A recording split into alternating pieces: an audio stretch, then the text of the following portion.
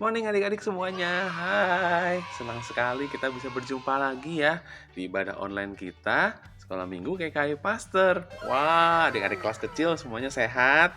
Ya, kakak selalu mendoakan kalian untuk selalu sehat dan tetap semangat meskipun masih ada yang harus sekolah di rumah, yang masih harus melakukan setiap aktivitasnya di rumah saja. Oke adik-adik, tetap jaga kesehatan ya dan tetap jangan lupa untuk selalu melakukan protokol kesehatan. Oke? Adik-adik senang sekali hari ini kita bisa berjumpa lagi melalui channel YouTube kita.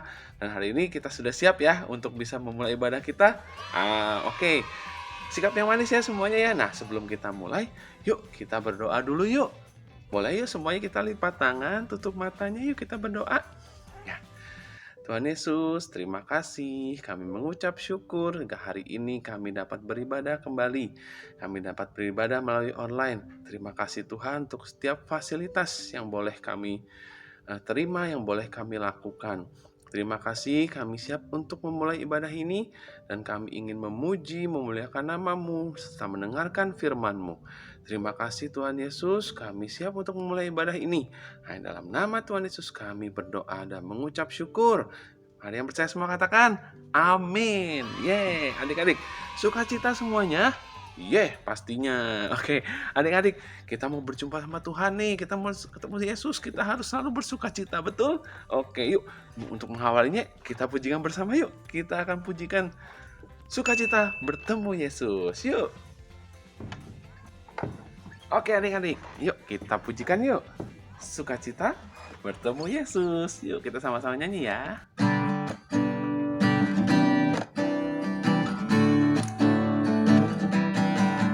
Sukacita ku bertemu dengan Yesus, ya Tuhanku, memuji dan menyembah Tuhan Yesus. Oh senangnya sukacita ku bertemu dengan Yesus, ya Tuhanku, ku memuji dan menyembah Tuhan Yesus. Oh senangnya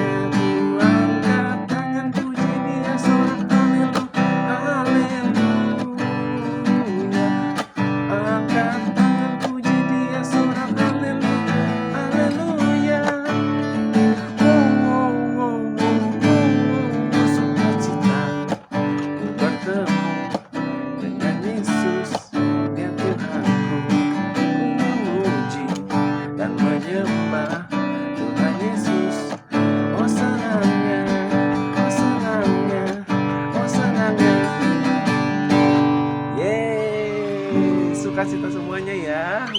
Seru. Ya, ketika kita berjumpa Tuhan, kita selalu sukacita. Dan adik-adik, tahu nggak? Ternyata Tuhan itu tuh memang luar biasa. Dia mampu melakukan segala sesuatu. Dan setiap pertolongannya, kadang itu bisa dibilang ajaib loh adik-adik. Wow. Nah adik-adik, pernah tahu nggak? Ada tokoh dalam Alkitab, ya, ada seorang dalam Alkitab yang namanya Naaman. Pernah dengar nggak?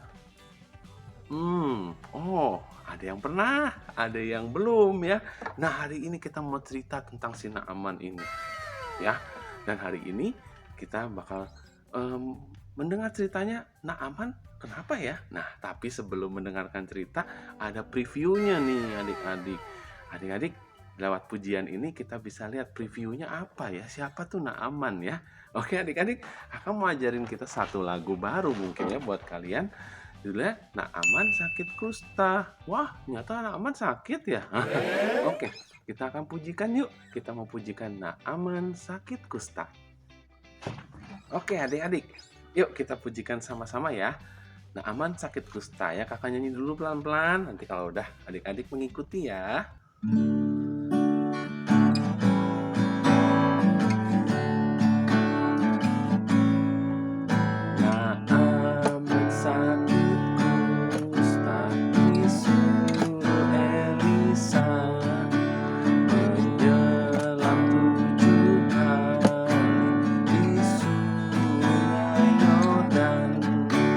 Satu, dua, tiga, empat.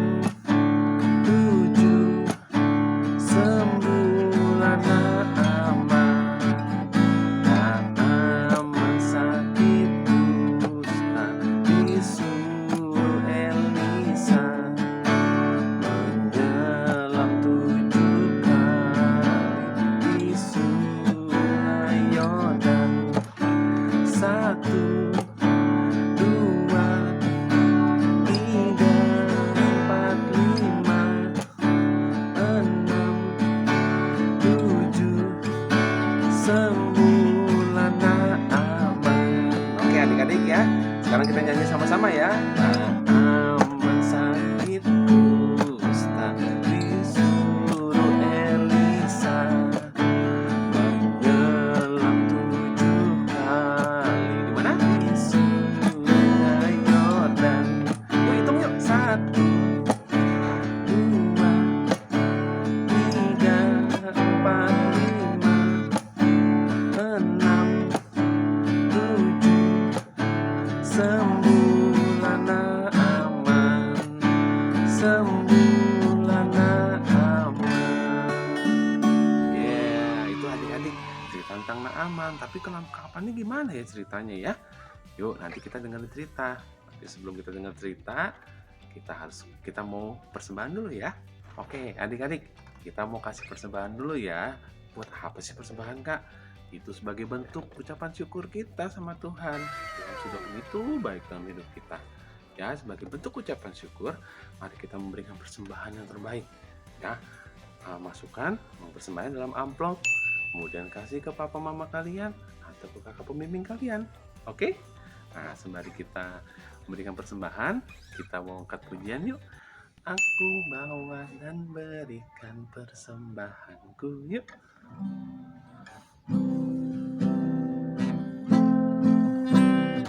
Aku bawa dan berikan persembahanku pada Yesus, pada Tuhan Juru Selamatku.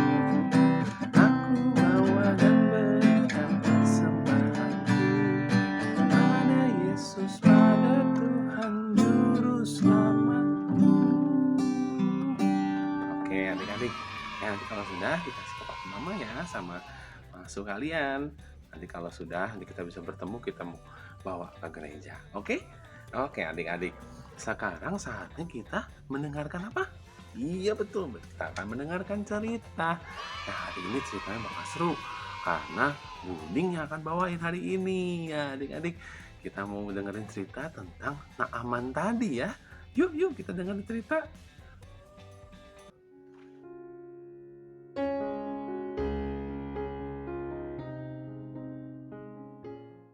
Hai anak-anak, happy Sunday semuanya. Senang sekali hari ini kita bisa berjumpa di dalam ibadah sekolah minggu kelas kecil. Nah, bersyukur ya keadaan pandemi di negara kita semakin baik. Dan kita semua terus berdoa ya anak-anak ya. Semoga tidak lama lagi nanti kita bisa bertatap muka di kelas sekolah minggu.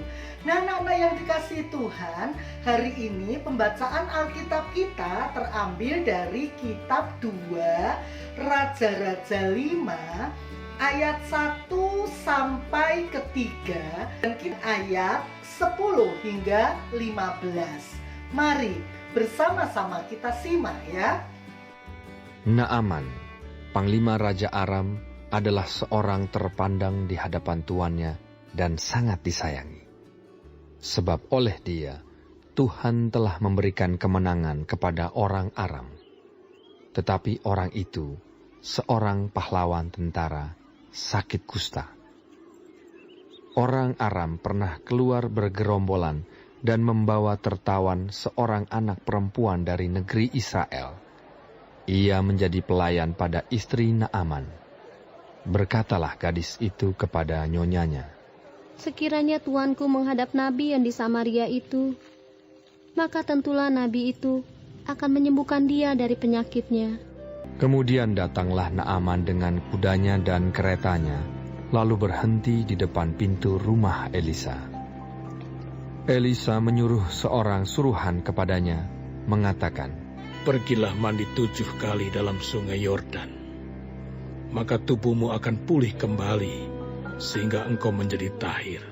Tetapi pergilah Naaman dengan gusar sambil berkata, "Aku sangka bahwa setidak-tidaknya ia datang keluar dan berdiri memanggil nama Tuhan Allahnya, lalu menggerak-gerakkan tangannya di atas tempat penyakit itu, dan dengan demikian menyembuhkan penyakit kustaku. Bukankah Abana dan Parpar, sungai-sungai Damsik, lebih baik dari segala sungai di Israel? Bukankah aku dapat mandi di sana dan menjadi tahir?" Kemudian berpalinglah ia dan pergi dengan panas hati. Tetapi pegawai-pegawainya datang mendekat serta berkata kepadanya, Bapak, seandainya nabi itu menyuruh perkara yang sukar kepadamu, bukankah Bapak akan melakukannya? Apalagi sekarang, ia hanya berkata kepadamu, mandilah, dan engkau akan menjadi tahir. Maka turunlah ia membenamkan dirinya 7 kali dalam sungai Yordan, sesuai dengan perkataan abdi Allah itu. Lalu pulihlah tubuhnya kembali seperti tubuh seorang anak dan ia menjadi tahir. Kemudian kembalilah ia dengan seluruh pasukannya kepada abdi Allah itu. Setelah sampai, tampillah ia ke depan Elisa dan berkata, Sekarang aku tahu bahwa di seluruh bumi tidak ada Allah kecuali di Israel. Nah, dari pembacaan Alkitab pada hari ini kita tahu bersama ya anak-anak ya, bagaimana seorang yang gagah, yang kuat, yang luar biasa bernama Naaman sebagai seorang tentara dari kerajaan Aram. Dia hebat anak-anak. Tapi pada saat itu dia menderita sakit kusta. Anak-anak tahu sakit kusta itu apa? Pernah mendengar ya di bagian cerita sekolah minggu kita yang lain? Nah, benar. Sakit kusta itu adalah sakit yang berbahaya pada saat itu, karena sakit kusta itu menular. Dan apa yang terjadi pada penderita kusta, seorang yang sakit kusta itu anak-anak, tubuhnya penuh dengan borok, ya, bau, dan gatal-gatal rasanya. Dan kalau kondisinya memburuk, bisa jadi jari-jari tangan, bagian tubuh itu bisa terlepas. Waduh, mengerikan sekali anak-anak ya. Nah, tetapi tidak hanya itu anak-anak. Orang yang sakit kusta itu sering dicap, sering dituduh sebagai seorang yang sudah berdosa. Makanya istilahnya tidak hanya sembuh, tetapi tahir ya. Tahir itu dibebaskan dari dosa kalau orang sakit kusta ini sembuh ya. Nah, anak-anak, betapa sedihnya hati Naaman pada saat itu. Di tengah kesedihan itu ada seorang gadis kecil anak-anak, pembantu rumah tangga dari Naaman. Nah, anak kecil ini, pembantu yang masih muda ini memberitahukan kepada istri Naaman ya, bahwa Tuan pergi saja ke Israel. Di sana ada nabi Allah yang namanya Elisa itu ya, nabi Allah yang nanti pasti akan menyembuhkan.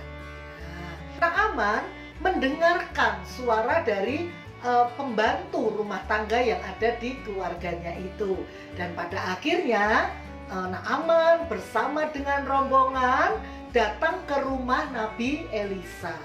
Dan ketika bertemu dengan Nabi Elisa, Nabi Elisa mengatakan bahwa Naaman akan sembuh kalau Naaman mandi di sungai Yordan sebanyak 7 kali. Wah, Naaman pada saat itu sungai Yordan. Oh no! Naaman tidak menyangka anak-anak, dia tentara harus mandi di sungai Yordan, dan itu kotor sekali anak-anak ya. Dan Naaman berpikir, kenapa mesti seperti itu? Naaman berpikir bahwa Nabi Elisa nanti akan menyembuhkan dengan memanggil nama Allah dan kemudian menjamah bagian tubuh Naaman yang sakit. Dan Naaman memikirkan dengan seperti itu dia akan sembuh. Oleh karenanya dia berpikir-pikir, kok malah disuruh mandi ke sungai Yordan 7 kali lagi, apa nanti penyakit kustaku ini nggak tambah parah? Naaman merasa gusar. Dia mengatakan demikian, anak-anak, ngapain mesti sungai Yordan? Sungai itu loh yang dekat rumahku di Damsik itu sungainya bersih-bersih. ada sungai Abana, ada sungai Parpar yang jauh lebih bersih daripada sungai Yordan. Ngapain aku harus mandi ke sungai Yordan? Dan pada saat itu Naaman bersama dengan pegawai-pegawainya ya. Dan pegawai-pegawai itu juga menjadi teman yang baik bagi Naaman. Ketika Naaman gusar, pegawai-pegawainya mengingatkan, sudah Tuhan, lakukan aja. Pokoknya Tuhan harus taati apa yang dikatakan oleh Nabi. Nah, kemudian Nabi Elisa mendengarkan apa yang dikatakan oleh pegawai-pegawainya. Nabi Elisa bersedia anak-anak mandi di sungai Yordan sampai berapa kali? Ya, sampai 7 kali. Dan ketika mandi yang ke-7 itulah badan Naaman menjadi bersih ya, seperti kulit seorang anak-anak ya, bukan lagi kulit orang tua yang dipenuhi dengan bara atau penyakit kusta, tapi bersih. Nah, Naaman menjadi sangat terkejut sekali dan Naaman memuji Allah Israel. Dia bersama dengan rombongan kemudian pergi ke rumah Nabi Elisa dan mengatakan bahwa tidak ada Allah yang seperti Allah Israel. Pertolongan Allah itu ajaib. Nah, belajar apa kita dari kisah Naaman yang disembuhkan pada hari ini? Yang pertama, Nana, kita bisa belajar bahwa siapapun orang itu bisa terkena suatu masalah. Ya, siapapun, termasuk kita juga, termasuk Buning juga, termasuk anak-anak juga, tidak luput dari permasalahan. Dan saat itu Naaman, orang yang diberkati oleh Tuhan dengan kemenangan-kemenangan karena dia sebagai tentara Raja Aram. Tetapi pada saat itu dia menderita penyakit kusta. Yang kedua, kita bisa tahu bahwa gadis kecil pembantu rumah tangga di keluarga Naaman sudah dipakai Tuhan. Anak-anak, gadis kecil itu tentu terbatas sekali ya. Dia bukan orang yang punya kelebihan-kelebihan barangkali. Dia orang yang dengan apa yang dia punya. Tapi Tuhan sudah memakai dia untuk menjadi jalan berkat buat Naaman. Sehingga melalui informasi yang disampaikan, Naaman bisa berjumpa dengan Nabi Elisa. Nah, anak-anak, kita juga, anak-anak dan Buning juga, kita semua orang-orang yang terbatas. Tetapi Tuhan itu bisa memakai apapun yang ada pada diri kita jadi berkat buat sesama. Syaratnya apa? Ya kita mau peduli. Jadi pembantu di keluarga Naaman sudah berani, sudah peduli, sudah merasakan kesedihan tuannya, dan karenanya dia mau menyampaikan informasi yang dia tahu bahwa di Israel ada nabi yang diberkati oleh Allah. Yang ketiga, kita belajar apa? Kita belajar bahwa Tuhan itu punya banyak cara untuk mendatangkan berkat buat kita semua ya.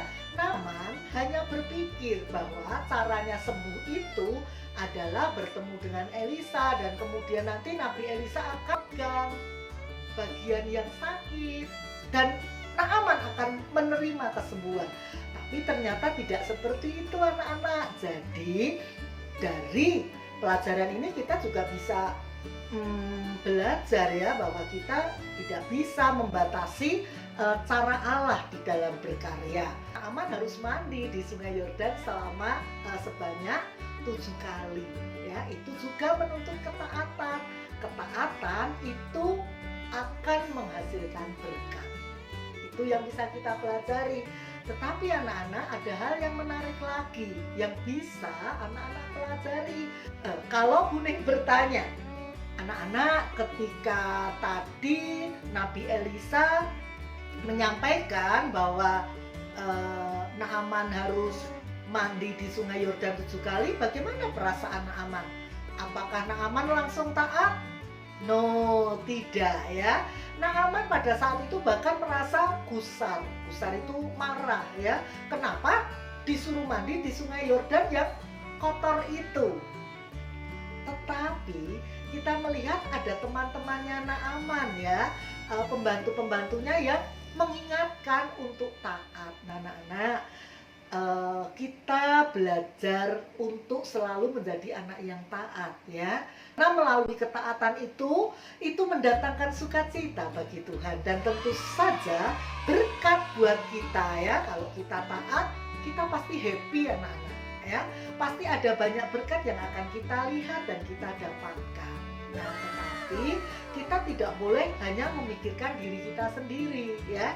Kalau ada kesempatan nih, misalnya ya, kita punya adiknya tidak mau taat, suruh bobok siang tidak mau, suruh mengerjakan PR tidak mau. Ingatkan siapapun ya, adik kita, kakak kita, atau teman kita, untuk apa? Untuk menjadi anak yang taat ya.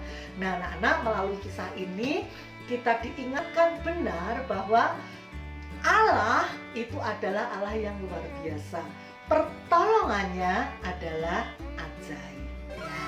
Mari kita berdoa. Bapa di surga, kami mengucap syukur untuk ibadah sekolah minggu kami. Kami boleh diingatkan tentang kuasa Allah yang luar biasa yang Tuhan nyatakan kepada Naaman. Pertolongan Allah itu luar biasa, dan biarlah kami juga terus melihat bahwa pertolongan Allah itu juga luar biasa berlaku atas kami. Bapa, kami ingin berdoa juga agar kami dimampukan menjadi anak-anak yang bisa mengingatkan teman-teman atau siapapun agar menjadi anak-anak yang taat. Karena di sana, karena ketaatan itu membuat kami bersukacita dan akan memiliki hidup yang bersyukur. Tuhan Yesus, saat ini kami juga berdoa untuk bangsa dan negara kami dalam upaya menangani kasus pandemi ini. Terima kasih untuk kemajuan, kebaikan yang Tuhan berikan, dan biarlah semakin hari pemerintah kami diberikan kemampuan yang semakin hari semakin baik untuk menanggulangi pandemi. Kami juga berdoa untuk papa mama di dalam pekerjaan mereka sehari-hari. Tuhan juga boleh berkati. Kami juga berdoa untuk kami di dalam mengikuti pembelajaran jarak jauh. Tuhan berikan kepada kami dan teman-teman kami semangat. Terima kasih Bapa, di dalam nama Tuhan Yesus kami sudah berdoa. Amin.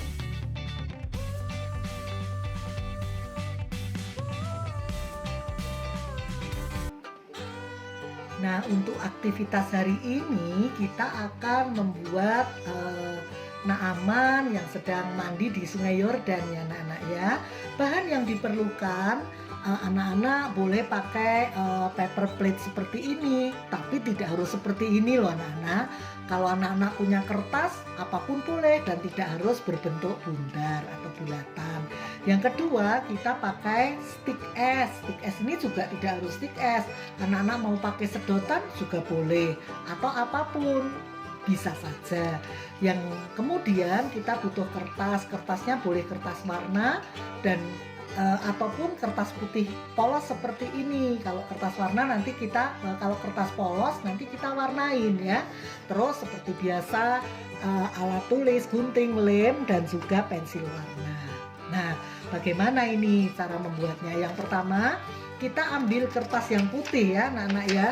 Ini Bunda pakai kertas bekas ini. Kemudian kita lipat dua, karena nanti kita akan buat nih Naamannya ada dua ya, dibolak-balik. Jadi seperti ini kertas. Pada kertas ini kita gambar ya figurnya Naaman ya. Bebas saja kalau anak-anak mau gambarnya lain, tidak seperti ini juga enggak apa-apa. Bisa juga dikasih rambut, dikasih baju boleh aja ya. Ini Buning tidak begitu bisa menggambar, jadi bentuknya seperti ini aja. Nah, kemudian kita potong anak-anak. Nah, setelah kita potong hasilnya seperti ini anak-anak. Kita punya 2 ya, karena tadi dilipat 2. Terus kita kasih gambar mata dan mulut. Yang satu cemberut, yang satunya gambar mata, dan kita kasih gambar yang sedang tersenyum ya. Ini Naaman yang sudah sembuh dari sakit. Nah, kalau pada gambar yang cemberut ini kita kasih titik-titik ya anak-anak ya. Titik-titik itu simbol lah ya, simbol penyakit kusta yang diderita oleh Naaman ya. Ini dijelasin ya, titik-titik seperti ini. Wah, di mana-mana ada apa? Ada penyakit kustanya. Nah, seperti ini anak-anak ya, sehingga ini gambarnya cemberut, Naaman masih sakit. Ya, kita ambil stick dan kita kasih lem ya, kita kasih perekat, bisa juga pakai selotip, terserah yang anak-anak punya. Kemudian kita taruh figur Naaman ini ya, ini yang berpenyakit kusta, dan sebaliknya kita kasih lem juga seperti ini. Ambil paper plate anak-anak, kemudian kita lubangin ya, kita potong, kita lubangin ya, supaya badannya Naaman juga bisa masuk. Nah, kemudian kita coba nih. Nah, kita bisa melihat ya, Naaman yang sedang mandi di Sungai Yordan. Nah, paper plate-nya sungai ini bisa kalian hias ya, silahkan. Ini misalnya Buning kasih rumput ya. Nah, dari ini bisa kita buat rumput seperti ini. Nah, terus kemudian kita rekatkan hanya untuk hiasan saja. Kalau anak-anak tidak mau memakai kertas lipat, bisa juga kok anak-anak pakai kertas putih biasa, kemudian anak-anak warnain. Tidak harus seperti ini, bisa dikasih batu-batu juga, terserah anak-anak, tidak harus rumput juga ya. Nah, selesai sudah ya. Ini Naaman sedang mandi di Sungai Yordan berapa kali anak-anak? 7 kali. 1, 2, 3, 4, 5, 6, 7. Yeay! Naaman sudah sembuh dari penyakit kusta dan dia memuji Allah. Nah, anak-anak silahkan membuat kalau anak-anak suka membuatnya. Kalau tidak, anak-anak boleh saja mengirimkan foto ketika mengikuti ibadah ya. Tapi kalau anak-anak suka membuatnya, silakan kirimkan ke WA grup kelas ya, aktivitas kita hari ini yang mengingatkan Naaman taat dan dia diberkati memperoleh kesembuhan. Pertolongannya ajaib. Nah, anak-anak, sekolah minggu kita sudah selesai. Sampai jumpa minggu depan. Tuhan Yesus memberkati. Dadah.